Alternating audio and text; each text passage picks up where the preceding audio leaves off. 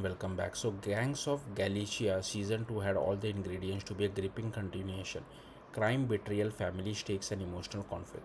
But somehow it ends up feeling more confusing than compelling. Set 3 years after season 1, the story brings Anna and Daniel back into the chaos of Cambados, but this time they are on opposite sides. Anna returns to face her past, working with the Padnes rivals, while Daniel is dragged back into the family's criminal world for one last job. On paper, this setup sounds intense, but in execution, it's messy. The biggest issue with this season is how overcrowded it feels. There are too many plot lines running at the same time: drug operation, family politics, rival gangs, betrayals, and instead of blending together smoothly, they start to clash. You're constantly trying to keep up with who's double crossing whom, and after a point, it just gets exhausting. It's not that story lacks depth, it's that it lacks focus. The show keeps introducing new threads only to rush through them later, making key moments feel underdeveloped. And because of that, even major twists don't hit as hard as they should. There's the pacing. At times, the series slows down with heavy melodrama, long emotional bits that don't always add much to the plot.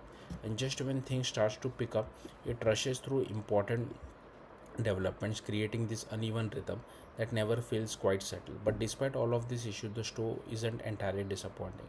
The characters arc are where Gangs of Galicia still shines. Anna and Daniel remain the emotional core of the story. Both of them are trapped, forced to make choices they don't fully believe in, just to protect their families. And that internal conflict, it works. You understand their motivation even when you don't agree with their action. The relationship, strained and complicated, continues to be one of the more engaging part of the series. There are also moments where the show really clicks, especially when it focuses on the emotional toll of this criminal world. The politics, the betrayal, the quiet tension between characters, those bits are genuinely interesting. But they come in flashes, and unfortunately, those flashes aren't enough to carry the entire season. Because every time the show builds momentum, it gets buried under too many subplots and too much noise. By the end, you are left with a strange mix of emotions. You can see the potential, you can see the story it wants to tell, but the way it's presented just doesn't do it justice. So overall, Gangs of Galicia season 2 is fine. If you like season 1, you'll probably find something to enjoy here. It's very much of the same, but if you're hoping for a tighter, more focused, more impactful continuation, the season might leave you a bit frustrated. Thank you for watching. Bye.